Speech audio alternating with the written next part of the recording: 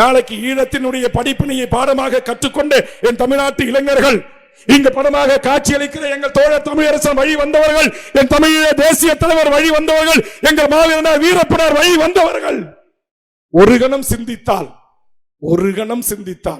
ஏன் இங்க கருப்பு சீருடை அணிந்து 200 தம்பிமார்கள் நூற்றுக்கணக்கான இருசக்கர வாகனத்தில் அருமை தம்பி பிரம்மமூர்த்தியோடு என்னை வரவேற்றாங்க.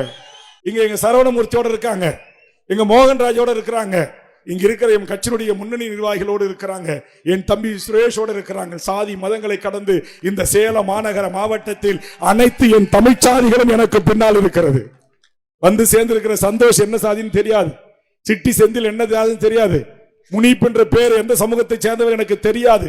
மேடைக்கு முன்னால் அமர்ந்திருக்கின்ற தலைவர்களாக இருக்கிறவர்களாகவும் சரி, தொண்டர்களாக வரிசை கட்டி கடைசி வரை நின்று கொண்டிருக்கிற என் உறவுகளாக இருந்தாலும் சரி, அவர்கள் அனைவரும் ஒரே சாதி, என் தமிழ் சாதி என்கிற உணர்வோடு என்னை இணைத்துக் கொண்டிருக்கிறார்கள்.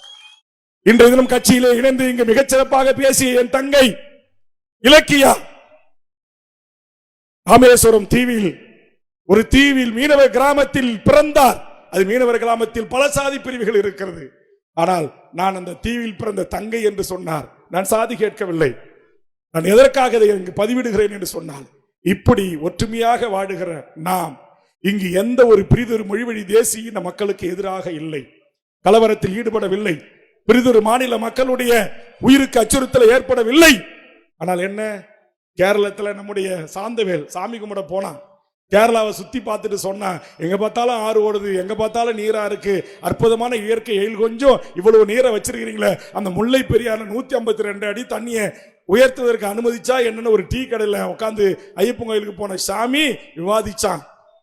152 அணையாடா உயர்த்தணும் அப்படின்னு சொல்லி மலையாளி ஒருவன், அங்க இருக்கிற எல்லா மலையாளியும் சொல்லல, அந்த மலையாள தேசத்தில் உணர்ச்சி வயப்பட்ட ஒருவன் அந்த கொதிக்கின்ற சுடுநீர் பாயிலரை தூக்கி அந்த சாந்தவேலின் முகத்தில் ஊத்தி அப்படி துடிக்க அவன் கதறி கொண்டிருந்தான். ஒரே ஒரு மலையாள தேசத்தின் என் சேர நாட்டு சகோதரிய சகோதரனை காப்பாற்ற முன் வரவில்லை, அவன் துடித்து செத்தான். இந்த விழுப்புரத்தை சேர்ந்த ஏழை உழைக்கும் பாட்டாளி வர்க்கத்தின் தோழன் என்னை தொடர்பு கொண்டு சொன்னான், நான் இங்கிருந்து நாட்டுடைய முதலமைச்சர், தலைமைச் செயலாளர்கள், டிஜிபி தொடர்பு கொண்டு அந்த குற்றுயிரும் உயிருமாக போராடியவனை காப்பாற்ற முயற்சித்தேன், செத்து போனான்.